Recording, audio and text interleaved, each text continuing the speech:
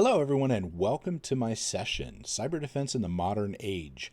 It was 6, but now you get a bonus low-cost tip to secure your organization. So now it's 7 low-cost tips. I would just want to thank the organizers of B-Sides for having me here again. This is my second year at B-Sides Columbus. Fantastic group. Always love to support the B-Sides conferences whenever I can, wherever I can. So, and I want to thank you for showing up to my session here. Having said that, let's get moving here. We got a bit to cover today, and always happy to have anyone reach out to me if you want afterwards. I will have a thank you slide at the end with my contact info. This is my Twitter handle down here at Erich Kron. So a little bit about me. Let's start with that, because I love to talk about myself, right? Who doesn't? Anyways, I've been in IT and security since, mid-1990s now. So a long time. I got all this gray stuff here. I kind of earned that. I've worked in, manufacturing. Yeah, I was in manufacturing. I was in medical. I've been in the DoD. I was the security manager for the 2nd Regional Cyber Center Western Hemisphere for the U.S. Army. That was as a contractor. I was with them for, about a decade. So a long time with them. Saw some very interesting things back there. I was also the Director of Member Relations and Services at ISC Squared. So if you have a CISSP and you have had one for about 5 or so years, you may have received an email from me. And like I said, I've been in, just so many different areas. And one of the things that's kind of got me over the years is the fact that a lot of the fundamentals are not being done these days, right? I've seen this over and over throughout the years. And it seems as we get more advanced in technology, we tend to forget the fundamentals even more. And that's what I see happening a lot. So a lot of these things that I'm going to talk about here, these tips and tricks, these are low cost tips. You can use existing hardware in most cases or software. These aren't things that are going to require you to go out and buy a bunch of technology. The thing that people don't think about with technology is many times not only do you have the expense of buying it, but now you have to manage it. And I mean that from a time standpoint. It gets very costly in man hours or human hours to be able to do this. So what I'm looking at here, though, is the low-tech stuff in many ways, but the stuff that is absolutely fundamental to have a good foundation within your organization, and stuff that I just see overlooked that is the reason that a lot of these attacks are as successful as they are whenever I see them. So that's what we're going to share. That's my background. I work for KnowBe4. We do a security awareness training and simulated phishing platform. That's basically what we focus on. We do have a compliance manager, which is helpful if you're dealing with that. But for the most part, we deal with the human problem. So I will talk about the human problem. I think most people can agree that humans are a problem in our organizations. They're the targets, et cetera, et cetera. Now, I say that, but I also want to caveat it with it's not their fault. They just happen to be the targets that are getting hit all the time, right? So that's kind of what we'll focus on with that. Not a problem. Moving on. Thanks. Okay, so let's talk about the top of attack vectors. This is the kind of stuff that we're up against these days. I'm going to talk about psychology behind the attacks. I'm going to talk about what we can do to be better prepared. So moving into that, top attack vectors. Well, we're in 2020, folks, and it's kind of just feeling like this all around, right? But breaches anymore, we're kind of getting to where we just go, yeah, that stinks, right? It used to be a big deal. Oh my gosh, somebody got breached. Information's out there. Anymore, it's just what's happening. And I just love this meme. I just do. But we've gotten to the point that we're almost calloused to all of the breaches that are going on out there. It's unfortunate. And a side effect of that is the loss of credentials. And we'll talk a little bit about some of that as we move into this. But the fact that people are losing credentials like crazy in these breaches, and then they're being used against them is pretty bad, frankly. So top attack vectors. Well, number one attack vector is phishing. We've seen it. Now, I remember, man, the first phishing attacks I remember seeing, was way, way, way back early in the career. It was like the I love you and Melissa viruses were coming in through phishing. And I'll remember I got hit. I don't remember exactly which one it is anymore. This is my old brain not working, right? But I do remember I worked for a manufacturing organization. We were a big aerospace manufacturing thing, and I was the IT manager. And I was out in the hallway with a couple of the people. We were having one of those hallway executive meetings, right? We all had those flip open two-way pagers at the time. We called them Barbie laptops. And there were, I think, four of us standing there. And all four of our phones, or all four of our pagers, went off at the same time. And that's always a little bit spooky if you've ever had that happen. And, I pulled it up, looked at it, saw that it was a message. I want to say it was I love you. But either way, I was like, oh, snap. And I beelined straight to the server room, unplugged our Exchange server. And sure enough, somebody had fired that off, and it was just queuing up like crazy. Well, it took me about 26 hours to repair that. Me and my assistant were working diligently to fix all of that stuff. And what ended up happening, I thought this was like a big deal. I was like, oh my gosh, it can't get any worse than this. Now, looking back at that, I'm like, these days, that's a minor inconvenience compared to what's going on out there. Absolutely a minor inconvenience. But at the time, it felt really, really bad. But this was back in this had to have been about 1997, 98. I don't remember exactly when, but it was way back when. And it just continues to go on. Why does it keep working? It works because it's incredibly effective. People are making money off this stuff hand and fist. I mean, if you look at this is CEO fraud or business email compromise, 26 billion in damages. We see this all the time. Just the sheer volume of money that's going out the door based on phishing and like business email compromise attacks and things like that is staggering, right? And they're getting creative. Some of them have the same mechanics and how they work, but they're getting creative, right? They're going after payroll redirection. They're doing down payments on homes. They're doing stuff like that. So the money is absolutely just, flowing. Now, the other top attack vector that I see is remote access portals. So this is like RDP to the internet. Now, here we are, we're in midst pandemic time here, all this stuff going on with the COVID-19 thing. And we saw a big jump in what was happening with RDP. You could look at Showdown and see that the numbers jumped in RDP. Well, it makes sense. I mean, people all of a sudden had to work from home. And so what did they do? They fired up RDP, published a port, and, sent the people home. And I'm not saying, I'm not beating up on the people that did that, because we got to keep the doors open on the business. But what we did is we accumulated a lot of technical debt in that. And what I mean is a lot of these were put up, set out there, and not configured well or properly because there just wasn't enough time to do it.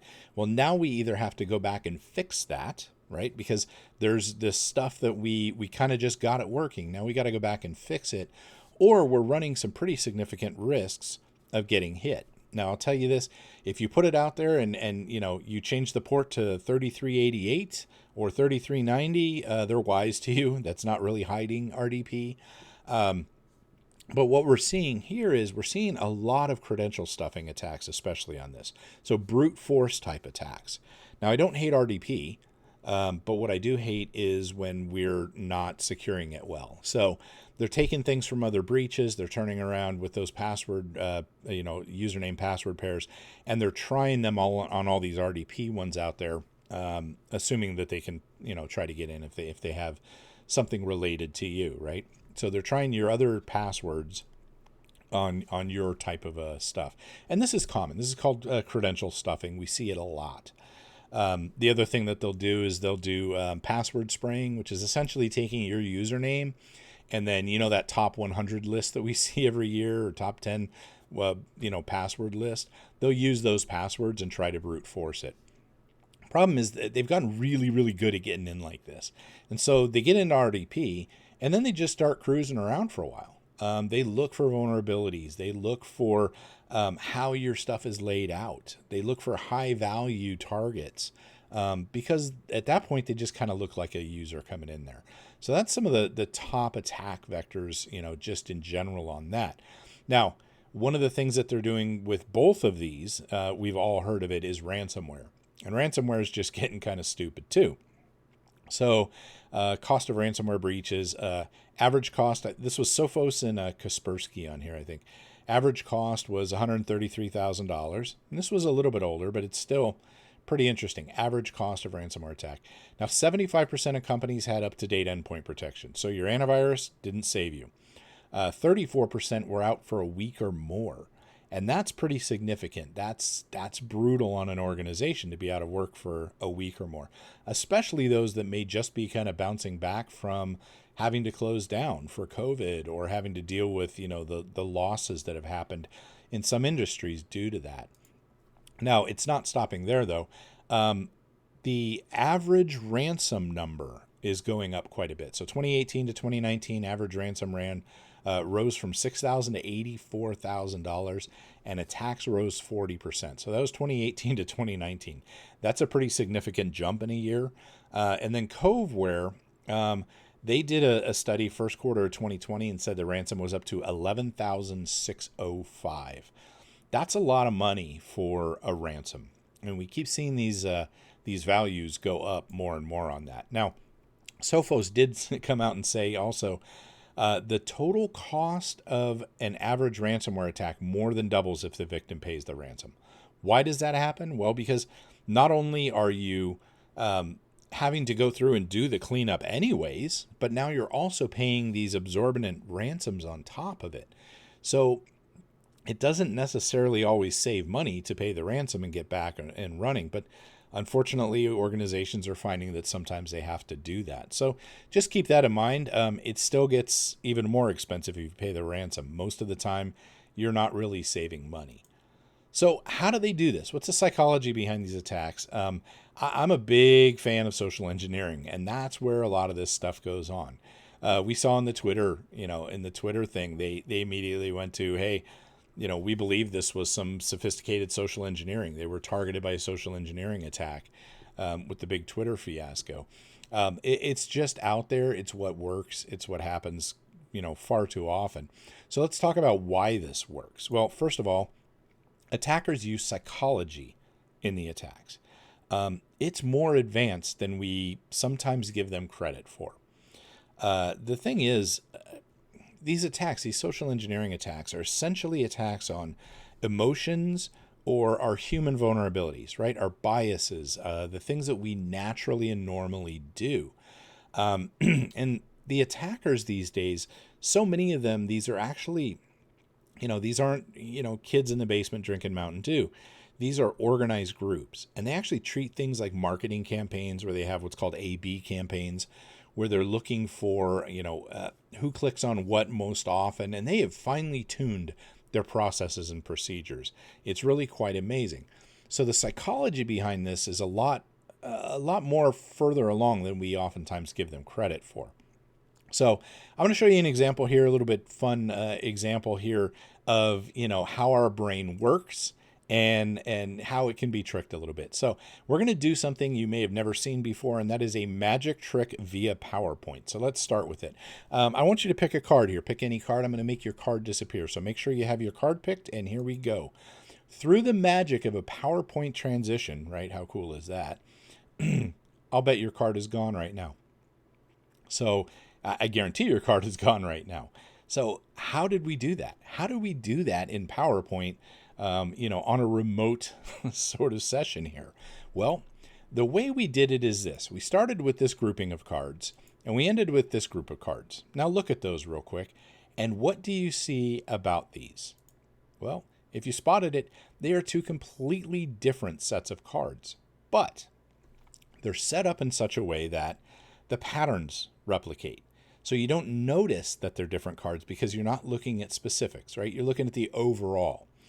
The other thing that we did is, not only is the pattern there, but I got you to focus on your card that we're going to make disappear. That's a focus redirection thing. So you're so tuned in on remembering that it was the Queen of Hearts or the, Jack of Diamonds or whatever, that you're not paying attention to the ones around them. And then boom, you basically yank the tablecloth out from under the whole dishes there on the table.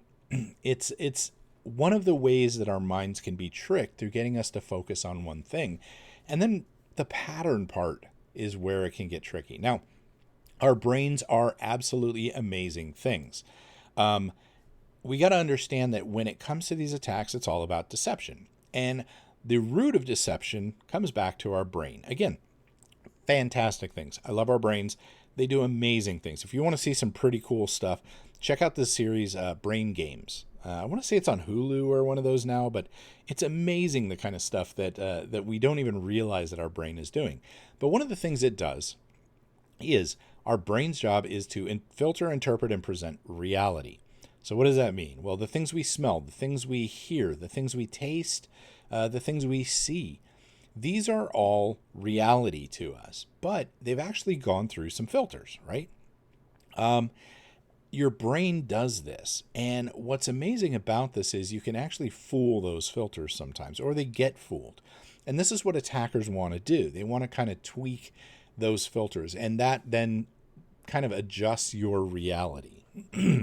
Now, it sounds weird. It really does. There's a couple of interesting things that I've seen that people can possibly relate to. Like, for example, who remembers this? What color is the dress, right? Two people sitting in the same monitor, same room, same lighting conditions, see two different colors. There was the shoes also.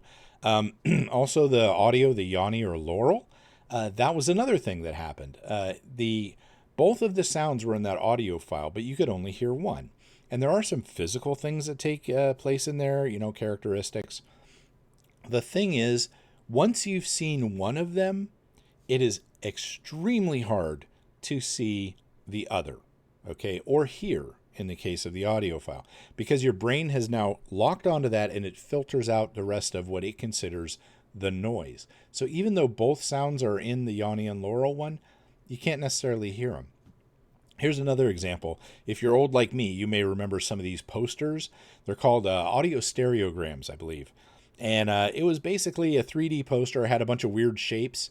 And if you stand there and you cross your eyes and you focus weird, like a whale will jump out of this weird 3D picture thing, right? Now, I was never very good at those, I'll admit it. But what's interesting about it is once you've seen that whale, when you come back and look at it again, it takes you far less time to see it again because your brain has already filtered it. It understands where it is, and it will actually pull it out of that much, much faster than the first time you ever do it. That's your brain filtering out that background stuff and making it happen faster, for us. So let's get into this. What can we do to be prepared? Well, a number of things, frankly. We wear so many hats as it is, and I understand that. But there are, again, some of these core fundamental things that I really want to touch on here. So these are the 7 low-cost things to do to prepare. Well, we're going to go through these one at a time. But these are them. Train your users, backup, segment, principal of least privilege, RDP, we talked about that, keeping up with patches, and control outbound traffic. That is your bonus 7th one right now, and we'll talk about why. So the first part, training your users. Again, people are our problem in many, many cases, right? It's unfortunate. Again, it's not necessarily their fault. They're getting targeted so much.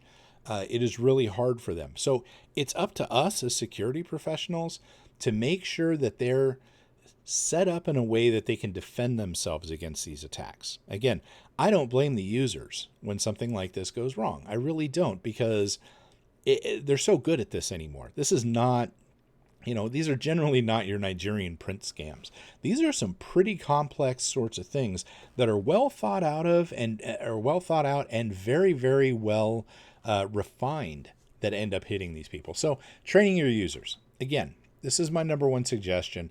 What we want to do is we want to do a couple of things. First of all, when it comes to phishing, we want to teach them to spot and report phishing attacks. I see a lot of people not do that separate piece.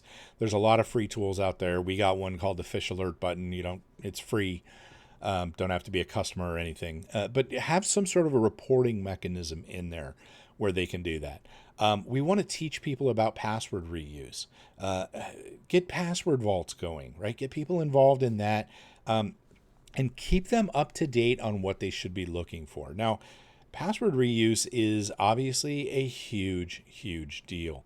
And we'll talk about some of the different things here. I'll get into it on the next slide. But we've got to do something to help them and give them the tools so they're not using the same passwords. And then training's got to be interactive, relevant, and ongoing. Nobody wants to sit there and just stare at a PowerPoint for an hour and have it not make any sense to them, right? We kind of mess that up sometimes where we just, but I trained you. Well, yeah, but it was horrible. And unfortunately, it wasn't relevant to those people. And one of the things I like to think about on this is, like, I'm a highly technical person. That's where I live. That's where I live and breathe, is in highly technical stuff. When I try to train people from HR or marketing or one of those non-technical things, I have to be very, very careful that I'm not jumping down rabbit holes that are super interesting to me but go right over their heads. It's a trait that we unfortunately have sometimes in the technology side. And again, I'm not beating up on anybody. This is a human nature thing, right? We're used to speaking certain things. We have certain interests that vary a lot from other people, right? What I've found in my past is getting other groups involved in the training. When you're a highly technical person like this, have somebody from HR or have somebody from marketing actually look at the training and give you feedback before you roll it out to everybody. They're trained in and working every day in the world of changing human behavior. So get some of their feedback. Make it interactive, relevant, and ongoing. Can't be once a year either. So let's talk a little bit about the password things here, right? So a couple big things that happen here is credential stuffing and password spraying. And I find that people sometimes don't understand the difference between the two, which is why I wanted to bring it up here. Now, credential theft is bad. Obviously, we see these breaches happen. So let's say your knitting forum that you're on gets breached, and they end up pulling all the passwords, the credentials out of that. Well, credential stuffing is where they're going to take those usernames and password pairs, and they're going to try them on everything from banking accounts to Amazon to whatever to see where you've reused that credential pair. And unfortunately, they're often very successful in doing it. So they'll use existing password and username pairs, credential pairs, to do that. That's credential stuffing. Now, password spraying, as I mentioned earlier, is now they take that username that you may have there or that email address that you may have on your knitting forum, and they're going to pair it with that top 20, top 100, whatever they end up wanting to do, most used passwords. The 1, 2, 3, 4, 5, 6 exclamation point types of stuff. And that is password spraying. So they have a known, or they think a known good username, and now they're going to be hammering it with those most commonly used passwords. That's the key differences to this, okay? Now, passwords have always, always, always been a problem, and they're going to continue to be a problem. It's just kind of what happens. We are not at a point yet, in my opinion, where biometrics is something that we should be using for authentication, especially not real authentication. I believe that password or biometrics are good for identification, but not authentication. I'll tell you how this works. The difference is, I believe your thumbprint should be used to replace your username, but not your password, if that makes sense to you. The reason is, what happens if your thumbprint is breached? If somebody gets a hold of this scan, you got a problem now. You can't reset your thumb. You can't reset your retina. That's part of a problem there. And honestly, it just fails too much. And it's just not at the point yet where we want to do that for overall stuff. But it is important to understand that we have to teach people how to do better with the passwords because they are here for now. We don't have something to replace them yet. We've been trying to for years, but we're not there yet. So the flip side of this is, when it comes to passwords, we as security professionals are part of the problem, right? We tell these people to make these super long passwords. We tell them to make them ultra complex. They've got to be something that you absolutely don't reuse anywhere else. And by the way, don't write it down. Well, how can we possibly expect them to do that, right? We really can't. We need to give them the tools that they can use to do that. And some of that, there's some tricks to this, right? So password tips, mnemonics here. This is where they use a memorable phrase, right? I've actually honestly never been real good at this. But you see the example there, score 4 and 7 years ago, our fathers, those are some of the ways that you can do that. But this has never been one I'm great at. It's just not the way my particular brain works, but it does work for a lot of people. So let's show them how to do that if it helps them. Passphrases are a whole lot better for me. Now you can make long, complex ones. The squirrel is wearing purple shoes. That's something that I can remember. I love using password or passphrases as opposed to passwords.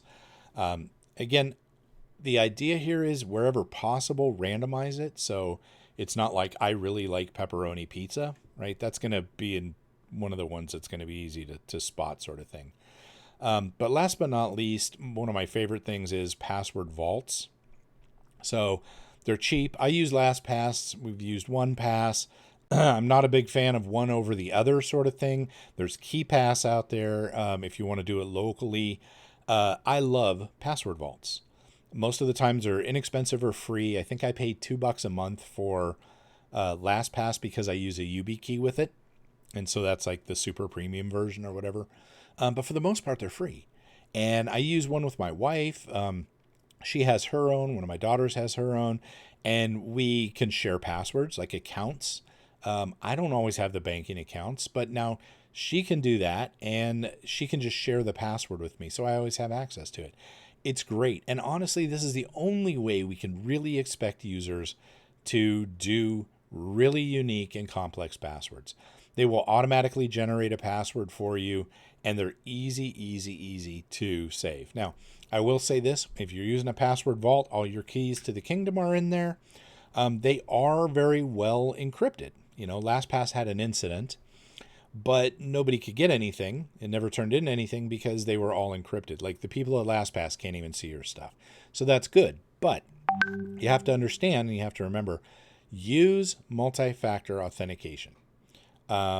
Make sure that you have MFA in there as a way to protect this. Okay. You don't want to use just a regular password on this either. Make it long, make it secure. It's just remembering one now. Now that's a beauty. If I, under threat of death, I probably would not be able to tell people what 2/3 of my passwords are, only because I've never seen them. So password vaults, huge thing as far as I'm concerned. So the next one, weapons grade backups. Well, what does that mean? Well, with ransomware, big issue has been that backups get encrypted. And the bad guys know to look for this, right? They get into a system and they look for your backups. They look for shadow volume copies. They look for whatever they can. So what they're doing is they encrypt these things and then bam, you're out of luck, right? So we have to have passwords that are off the network. So I highly recommend that 3-2-1 method, 3 copies of the data, 2 different types of media, 1 stored offsite. Now, something I've seen recently in some ransomware attacks, there was an MSP that got hit. And they went through the MSP and then attacked all of the MSP customers. And I want to say 70% of the customers ended up with their backups encrypted because it was done through the MSP side and they had access to it. The 30% that didn't, the 30% that they didn't have to pay a ransom for, were actually ones that they had backups off-site. They were not connected. So keep that in mind. The other thing to remember is when you do your backups, test how long it takes to actually restore the data. A lot of times what I see is people go, oh, well, I can restore a workstation in 20 minutes. So if we get hit, I can restore the 500 workstations in, whatever 500 times 20 is. I'm not doing the math. But it doesn't work that way, especially when you're talking about something from the cloud, because your pipe in is only so big. So far too often I see that happen where they end up doing that and, they find out the hard way that it doesn't work. My personal experience, I used to use back before Dropbox and all those, I used to use a service to save data. I think it was ASUS Web Store or something like that. And I would do backups offline. And just for grins, I decided to test it. Now, my backups happened pretty quickly. But when I went to restore, I actually found that I couldn't restore most anything that I had because it would time out while building a zip file to download and or during the download. And I'm talking about over the course of days, it would fail on doing a simple restore. So I've seen this happen. I felt this happen personally. Now, luckily I was testing, but make sure you test so you understand these sorts of things. Now, the next one is segmenting the network.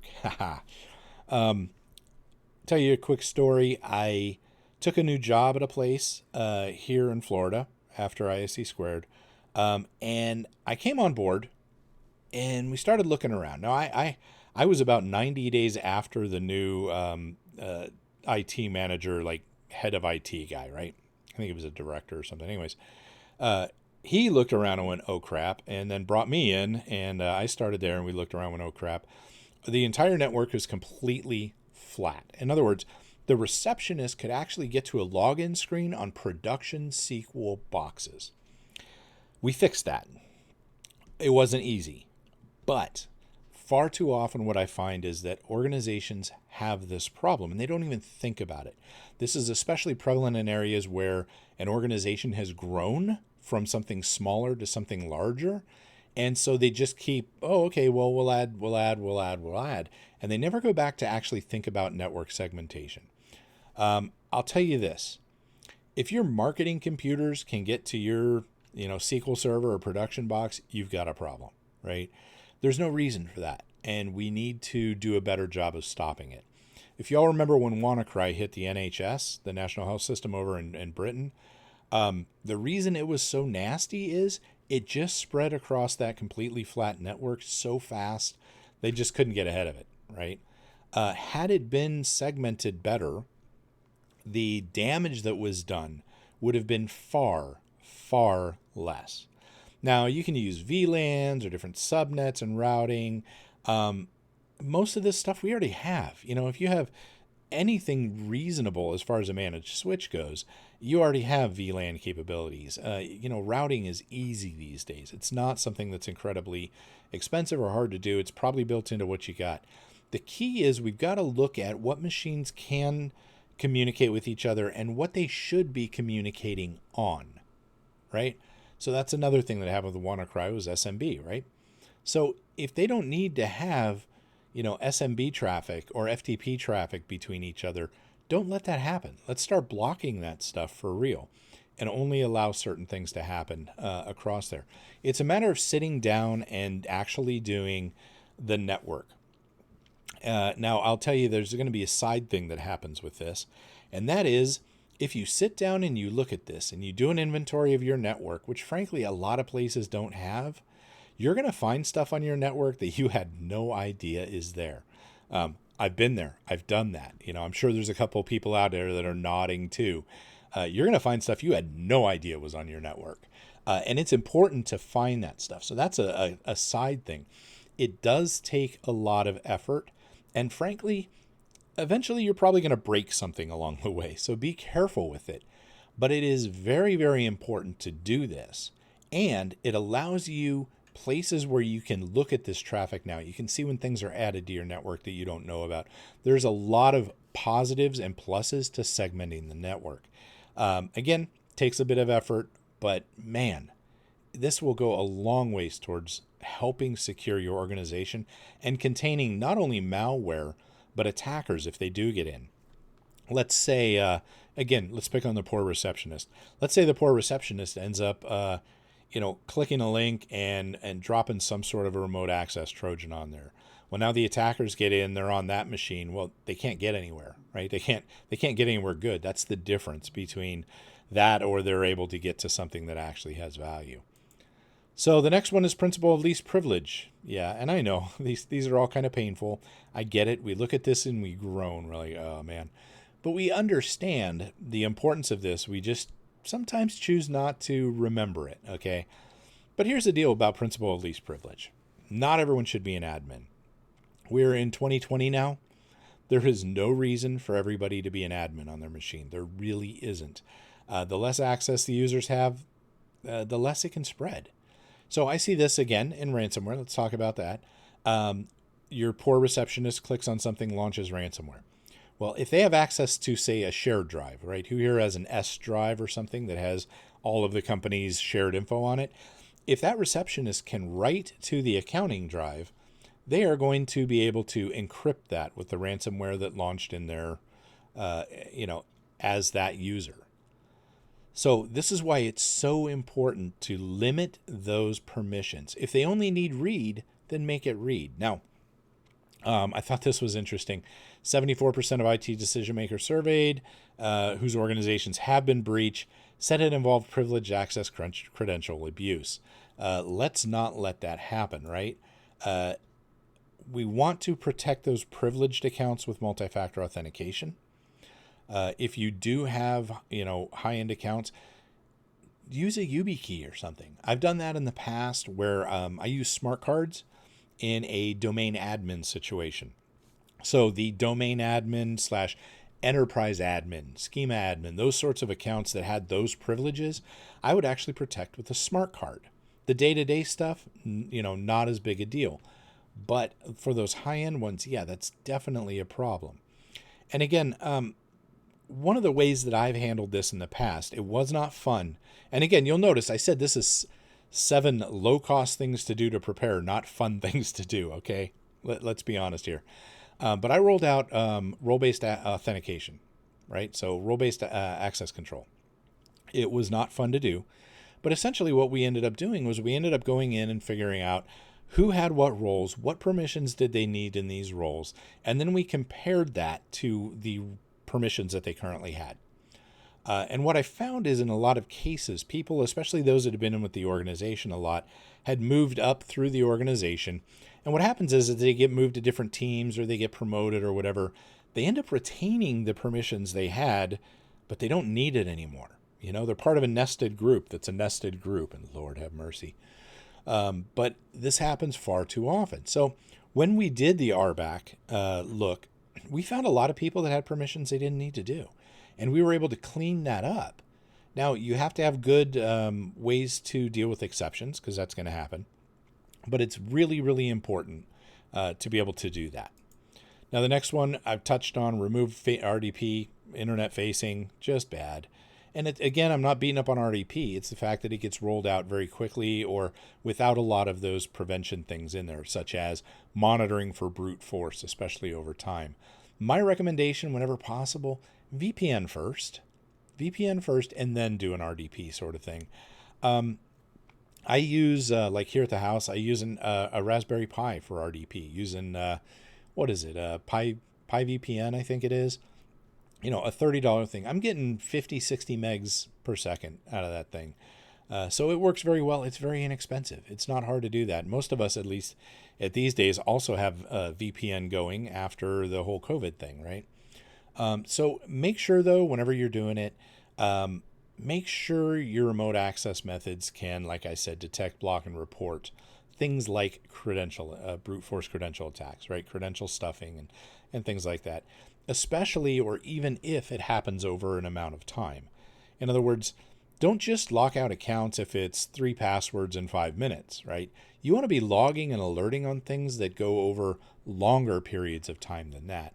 And I do like that, do a VPN, then go into a jump box maybe that has some of the tools they need, but actually limited access to the network. So the next one, also, I'm hearing a collective groan, I'm sure. Keep up with patches. And we've beat this one to death, but here's the deal. We know that we need to patch things. This is what ends up driving into stuff so often. Patching absolutely needs to happen. Now, the deal is, I know that it breaks things. I've been in places where it breaks things. I've broken things with patches, so I totally get that. The key thing is you're going to find machines sometimes that you can't patch. And this was prevalent in the healthcare industry when I was playing in that area, where let's say an MRI was built and it does fantastic imaging. The doctors love it. The images are fantastic. They can, spot anything with that.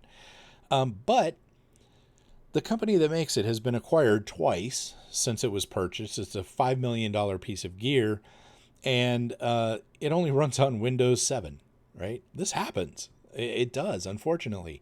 So what do? You can't patch that machine. Well, the key thing is remember that machine, segment it off, make a microsegment.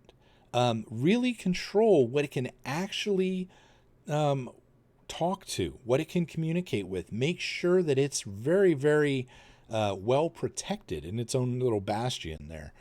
The reason I say this is, this stuff sits on the networks and we forget about it. And sometimes what we'll do is in our patching processes, we'll say, hey, this machine, we know we can't patch this machine. We just kind of shove it off to the side. Don't do anything with it. Well, then it turns out that we forget it.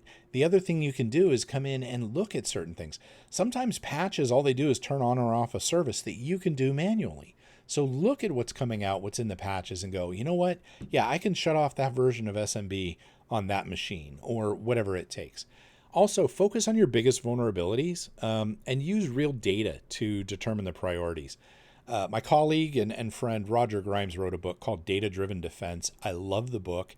It talks about looking at what your real threats are, as opposed to just, oh gosh, there's this named vulnerability that has nothing to do with me. So keep that in mind and try to determine your priorities. It helps us from wasting time patching things that really aren't that big of a threat to us while we leave the other stuff wide open. So last but not least on this one, control outbound traffic. Now, I added this one because of what's been happening in ransomware starting the end of 2019. And it started with our good friend Maze, M-A-Z-E.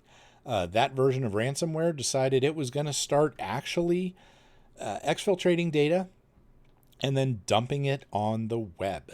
Now, this is a really, really ugly trend that's been going on. And quite frankly, it's changed how ransomware works.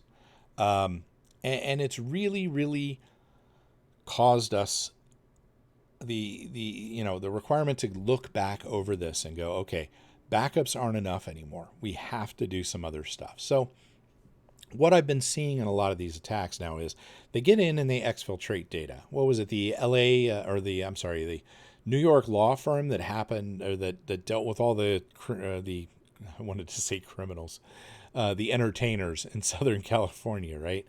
All of these super elite movie stars and stuff. They got breached. They had 750 gigs of data pulled out of their network, and nobody noticed. That's a huge amount of data on these stars.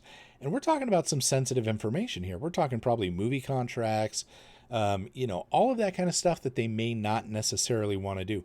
Who knows? There could be, divorce, information in there, or prenuptials, or there's just a ton of information. And to have 750 gigs of that go shooting out the side door without anybody blinking an eye, that's dangerous. Now, what I find is a lot of organizations, we focus on the firewall on inbound traffic. So we block the stuff coming in that we don't have live or we don't need, right? So we put up the deny all sort of thing coming in, and then we allow the certain things that we need. Well, and that's great. That's fantastic. The problem is we don't do that on the outbound. So what happens is, let's go back and pick on our receptionist now. Our receptionist gets hit with some malware that uses, let's say, FTP channels as command and control. Well, now they're doing command and control out on FTP channels, and there is absolutely no reason that receptionist needs to have FTP traffic enabled in or out of the firewall. Like, there's no reason they should go to an FTP site ever. So we've got to look at those. I see data being exfiltrated out through FTP, through whatever, through all of these different areas. But we just leave our door wide open going outside. It's like, the door's locked coming in, but anyone can go out. And that's fine for emergency situations with the push bar, but it's not fine with our data. And that's where we need to focus on that some. The data exfiltration piece and just opening those command and control channels can be significantly limited if we block the outbound traffic stuff, or at the very least start alerting on it. If your receptionist starts going to FTP sites and moving traffic, you should at least get a very large, alert in your SOC or whatever, or that text message. So those are some things to think about on that. And I highly recommend you look at DLP solutions if you want to, but that does cost money. But most of us, our firewalls are equipped to do that. And yes, again, you're going to break things when you do it. It's going to happen. But you try to roll it out a little bit more gently. Start looking at the traffic that's leaving to begin with. You may find things that you really don't want to see already working out of your network. So that is my seventh and final of those. So in summary, right, there's a lot of ways to improve security without adding more technology. Most of the stuff I've talked about here is actually using things that you already have in place. And that's a key, is look at what you have before you go out and buy something new. I see a lot of cool products. They sound great. They're wonderful. They're basically a rebadged, whatever that we already have in place. And now we have to manage yet another device, yet another piece of software, integrate another thing. There's another pane of glass that we have to deal with, right? And unfortunately, we spend a lot of time. Now, I love tech, right? Back in the day, I had a switch. It was an HP switch, and it had these little blades that popped in, right? And I would actually go into the server room, turn off the lights, and just watch that thing light up. It was the most beautiful switch I've ever seen. I still remember it now, 20 years later. It was absolutely gorgeous and cool to watch. I love blinky boxes. I love technology. Sometimes that's not the answer. That's kind of the key to this. Let's look at what we already have without buying the new stuff. And let's try to do the most that we can with what we have. A lot of these methods that I'm talking about, for example, role-based access control, RBAC is going to require documentation overhauling and some process looking at.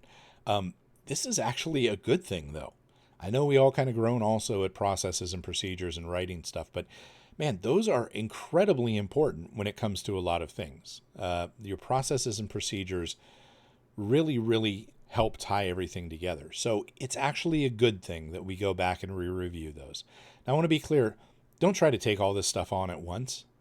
Do one or two things at a time and get those in place and then move through it, okay? So don't go out of here and decide you're going to hit all 7 things at once. Not a good idea. The other thing you want to do is work on your security culture within your organization, and that'll help your organization spot new trends and attacks kind of as they happen, which is, oftentimes better, like as they're evolving than afterwards. Okay. So, far too often I've seen people go, oh, you know what? I did this thing last week. It seemed really weird. And ever since I clicked on that, my machine's really been running slow. I don't know. The fans are going crazy. I can barely get anything done. Right. And you're going, oh man, come on. But that was a week ago, right? This stuff's already been in there. What we want to do is have people that are used to saying, something seems odd here, and being willing to turn around and report it. Not always easy to do, but part of that is us as security professionals really need to take the mindset and the role that we're there to help the users make smarter security decisions every day. That's what I want to drive home. If we can help them make those better choices, we're going to be way ahead in the long run, right? So then Bob clicks on something, and instead of being ashamed or not sure what to do, he says, man, I pick up the phone call, say, I clicked something and now my machine's acting weird. It may be nothing, but can you help? Man, I would rather get that call 100 times than the one that's, well, last week something happened and now everything's on fire. So let's keep that in mind when it comes to creating that culture. Let's make it so that security is not the department of no, but rather someone that's there to help them when they need something. And that'll go a long, long ways towards helping in the long run. So that being said, I think I'm just about out of time right here. This is my contact information. Reach out to me anytime. I use the @Erich Kron Twitter on here more than I do anything else. But feel free to reach out to me, email, LinkedIn, whatever. Always happy to discuss this sort of stuff and help people out wherever I can. I love to be able to share the experience I've had over the years with people. So having said that, have a great time. Enjoy the rest of the conference. And hopefully I'll see you around when we have these things in person sometime. Thank you.